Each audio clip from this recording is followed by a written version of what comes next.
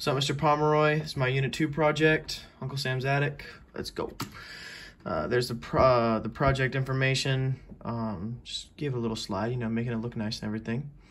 All right, source 1. This is the Central Park, Hooverville. As the Great Depression went on, many people lost their jobs, homes. A lot of stuff was lost during the Great Depression, sparking the creation of little towns that would eventually be known as Hoovervilles. These popped up all across the United States as people were experiencing homelessness at the time. People used wood scraps, tin, tar, and cardboard to make them. The name Hooverville is named after the president at the time, Herbert Hoover. Many Americans held him responsible for not doing enough during this hard time for the country. This was a very hard time for Americans, not knowing where to sleep, not knowing where your next meal was coming from. And it was really rough living. This photo signifies a very dark time in American history. There's a little better part of the photo. This is the middle of Central Park, New York in the background. I really couldn't imagine having to go through that at the time. I mean, jeez. Anyway, this was 1932. 1935 was the Dust Bowl. It's when this photo was taken in Kansas. Agriculture during this time played a really big role in America. After a couple successful harvests over the past couple years, a large portion of the region at the time of Kansas was planted with wheat. And then when the rain stopped, the agriculture began to suffer. These huge dust storms sucked up the earth, or like the freshly plowed fields. Sorry, I'm stuttering. Creating massive dust storms that were often said to turn day into night. After a rough season, the United States government began a campaign to have farmers in the Dust Bowl region. They basically required them to have more efficient planting and plowing methods rather than what they had been using before. This is to prevent another Dust Bowl. And then in 1939, the drought finally ended and the dust went away. And after learning about the Dust Bowl, I realized how hard it would have been for those people to live through that. Without any agricultural, small towns declined, and having a huge cloud of dust over your state had to be pretty rough as well. 1936, this photo was taken in the middle of the Great Depression. This photo is the migrant family. There's a couple variations of this photo that I found, but this is the one that I was using the source.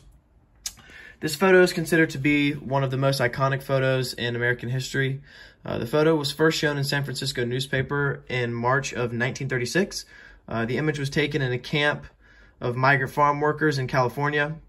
The photo came to be known as the Migrant Mother and symbolized the hunger, poverty, and hopelessness that everybody in America was experiencing during this time, during the Great Depression. This photo was an incredible moment of time. There's a couple of these photos I really just can't believe were taken and we still have them today. After one of the worst stock crashes that the market has ever seen, the citizens felt hopeless and weak. And seeing this photo, it just makes me super thankful for everything that I have, and I'm really happy that, you know, nothing like that has happened in the past couple of years. I'm just really happy that, you know, we've never had to really experience something like this. Anyway, 1942, the Manzanar Camp. This was after the attack on Pearl Harbor in 41. There were a lot of racial prejudices that were formed by Americans against Japanese people. These came out of fears of sabotage by the Japanese government, and they thought that that the Japanese Americans were going to sabotage the government, the military, the public. You know, all that happened after Pearl Harbor. The Pearl Harbor attack led the United States into World War II and completely changed the lives of over 120,000 Japanese people living in the United States at the time. 10 big relocation centers were made in the United States. This one is the Manzanar Camp. I really could not imagine having all of this happen to you strictly because of your race. It's really hard to think about it. And even today, we still have some racial prejudice in America, but I believe that we will overcome. 1942, this photo was taken of the USS North Carolina, who currently sits right here in Wilmington. The USS North Carolina began construction in 1937, was completed in 41, just before the United States actually entered World War II. After the Japanese attack on Pearl Harbor, the United States prepared this ship for war. and it got sent to counter a German battleship. The ship also took part in the Battle of the Eastern Solomons. We haven't really learned about that. I'm not really sure what that was all about, but I saw it as I was researching. About a month after that, the boat was torpedoed by a Japanese submarine, but wasn't damaged too bad. It took part in offensive actions in the support of Iwo Jima, where the next photo comes from. That was in 1945, and it helped in multiple attacks on Japan.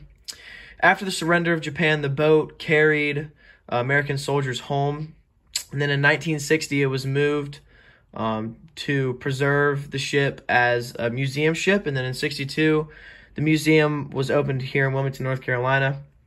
I think the ship is a great example of efficiency and like how good we used our resources during World War II. The ship saw a lot, and the fact that it's still around for people to learn about and for people to, you know, see and go and stand on and stuff like that, it's pretty special. I think it's pretty cool. And then the Iwo Jima, this is 45. On the 23rd of February in 1945, the Battle of Iwo Jima in Okinawa took place. In this photo, 6 Marines planted an American flag at the top of a mountain. I'm not really sure how to say it. Surabaki, maybe? But the Battle of Iwo Jima took place during the last month of World War II. It's considered to be one of the most iconic battles, not strictly, but mostly because of this photo. As American forces and their allies fought against Japan across the Pacific, the Battle of Iwo Jima lasted 5 weeks and ended when the United States forces secured the island. We've all seen this photo. This photo is a trademark photo for bravery in the United States.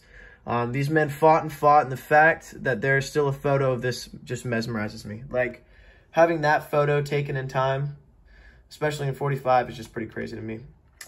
That was my presentation. Thanks, Mr. Pomeroy. Thanks for everything you do. Thank you, sir. Later.